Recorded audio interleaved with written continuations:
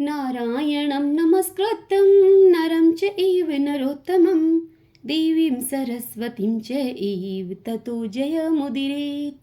जय श्री कृष्ण। राधे राधे। कार्तिक मास महात्म्य पद्म पुराण से वर्णित आज हम 12वां अध्याय सुनेंगे। आज के इस अध्याय में हम सब भगवत पूजन, दीपदान, यम तर्पण, दीपावली कृत्य गोवर्धन पूजा और यम द्वितीया के दिन करने योग्य कृत्यों का वर्णन सुनेंगे। सब बोलिए विष्णु भगवान की जय। ओम नमो भगवते वासुदेवाय। महादेव जी कहते हैं कार्तिकेय जी से, जो प्रतिदिन मालती से भगवान गरुड़ ध्वज का पूजन करता है वह जन्म के दुखों और बुढ़ापे के रोगों से छुटकारा पाकर मुक्त हो जाता है। जिसने कार्तिक में मालती की माला से भगवान विष्णु की पूजा की है उसके पापों को भगवान श्री कृष्ण धो डालते हैं। चंदन, कपूर, अर्गजा, केसर, केवड़ा और दीपदान भगवान केशव को सदा ही प्रिय हैं। कमल का पुष्प, तुलसी दल, मालती, अगस्त्य का फूल और दीपदान, ये 5 वस्तुएं कार्तिक में भगवान के लिए परम प्रिय मानी गई हैं। हे कार्तिकेय पुत्र, केवड़े के फूलों से भगवान हर्षिकेश का पूजन करके मनुष्य उनके परम पवित्र एवं कल्याणमय धाम को प्राप्त होता है। जो अगस्त्य के फूलों से जनार्दन का पूजन करता है उसके दर्शन मात्र से नरक की आग बुझ जाती है। जैसे कौस्तुभ मणि और वनमाला से भगवान को प्रसन्नता होती है, उसी प्रकार कार्तिक में तुलसी दल से भी अधिक संतुष्ट होते हैं। हे कार्तिकेय, अब कार्तिक में दिए जाने वाले दीप का महात्म्य सुनो तुम। मनुष्य के पितर अन्य पितृगणों के साथ सदा इस बात की अभिलाषा करते हैं कि क्या हमारे कुल में भी कोई ऐसा पितृभक्त पुत्र उत्पन्न होगा जो कार्तिक में दीपदान करके श्री केशव को संतुष्ट कर सके। हे स्कंद, कार्तिक में घी अथवा तिल के तेल से जिसका दीपक जलता रहता है उसे अश्वमेध यज्ञ से क्या लेना है। जिसने कार्तिक में भगवान केशव के समक्ष दीपदान किया है उसने संपूर्ण यज्ञों का अनुष्ठान कर लिया है और समस्त तीर्थों में उसने गोता लगा लिया है। हे बेटा, विशेषतः कृष्ण पक्ष में 5 दिन बड़े पवित्र हैं। कार्तिक कृष्णा पक्ष से त्रयोदशी से लेकर कार्तिक शुक्ला दोज तक उनमें जो कुछ भी दान किया जाता है वह सब अक्षय एवं संपूर्ण कामनाओं को पूर्ण करने वाला होता है। लीलावती वैश्या दूसरे के रखे हुए दीपक को ही जलाकर शुद्ध होकर अक्षय स्वर्ग को चली गई। इसलिए रात्रि में सूर्यास्त हो जाने पर घर में, गौशाला में, देव वृक्ष के नीचे और मंदिरों में दीपक जलाकर रखना चाहिए। देवताओं के मंदिरों में, शमशानों में और नदियों के तट पर भी अपने कल्याण के लिए घी आदि से 5 दिनों तक दीपक जलाने चाहिए। ऐसा करने से जिनके श्राद्ध और तर्पण नहीं हुए हैं वे पापी पितृ भी दीपदान के पुण्य से परम मोक्ष को प्राप्त हो जाते हैं। भगवान श्री कृष्ण सत्यभामा से कहते हैं कि हे भामिनी, कार्तिक के कृष्ण पक्ष की त्रयोदशी को घर से बाहर यमराज के लिए दीप देना चाहिए। ऐसा करने से दुर्मृत्यु का नाश होता है। दीप देते समय इस प्रकार कहना चाहिए, हे मृत्यु, पाशधारी काल और अपनी पत्नी के साथ सूर्यनंदन यमराज त्रयोदशी को दीप देने से प्रसन्न हो। कार्तिक कृष्णा चतुर्दशी को चंद्रोदय के समय नरक से डरने वाले मनुष्यों को अवश्य स्नान करना चाहिए। जो चतुर्दशी को प्रातःकाल स्नान करता है उसे यमलोक का दर्शन नहीं करना पड़ता। अपामार्ग अर्थात ओंघा या चिचड़ा, तुम्बी अर्थात लौकी, परपुनाट अर्थात चकवड़ और कटफल यानी कि कायफल, इनको स्नान के बीच में मस्तक पर घुमाना चाहिए। इससे नरक के भय का नाश होता है। उस समय इस प्रकार प्रार्थना करें, हे अपामार्ग, मैं हराई के ढेले, कांटे और पत्तों के सहित तुम्हें बार बार मस्तक पर घुमा रहा हूं, तुम मेरे पापों को हर लो।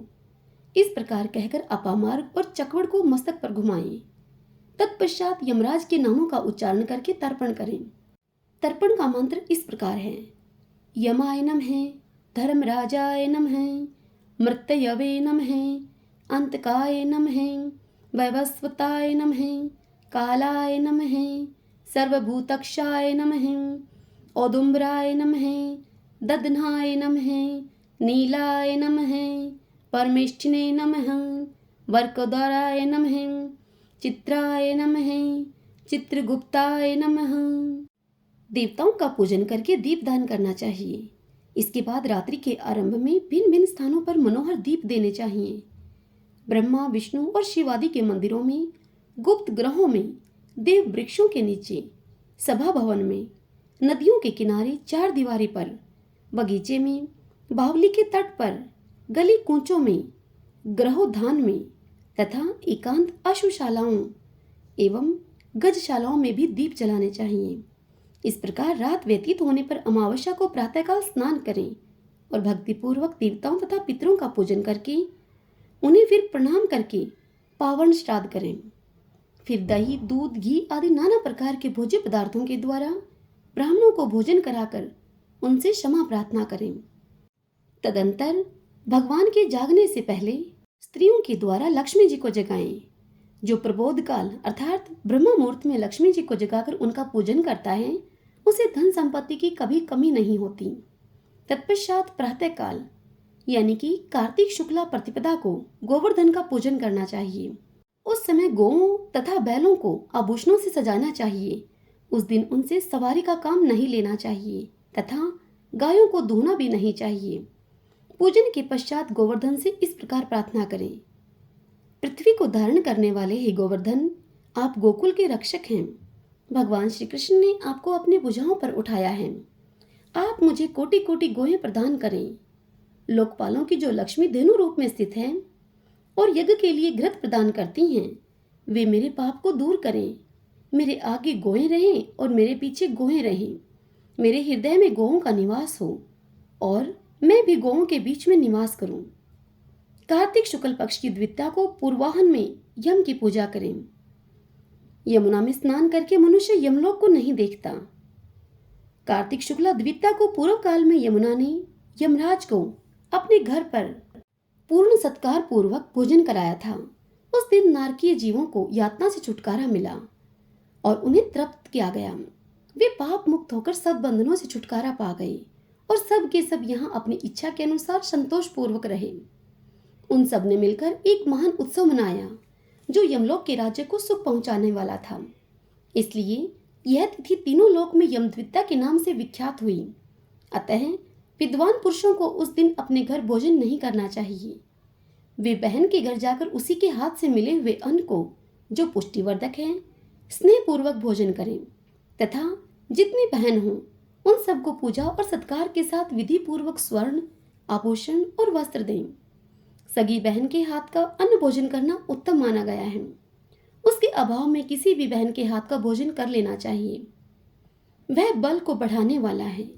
जो लोग उस दिन सुवासिनी बहनों को वस्त्रदान आदि से संतुष्ट करते हैं, उन्हें 1 साल तक कलह एवं शत्रु के भय का सामना नहीं करना पड़ता। यह प्रसंग धन, यश, आयु, धर्म, काम एवं अर्थ की सिद्धि करने वाला है। हरि ओम तत्सत। गोविंदे गोविंदे हरि मुरारी, गोविंदे गोविंदे मुकुंद कृष्ण, गोविंदे गोविंदे रथांग पाणी, गोविंदे दामोदर माधवेति। ओम नमो भगवते वासुदेवाय।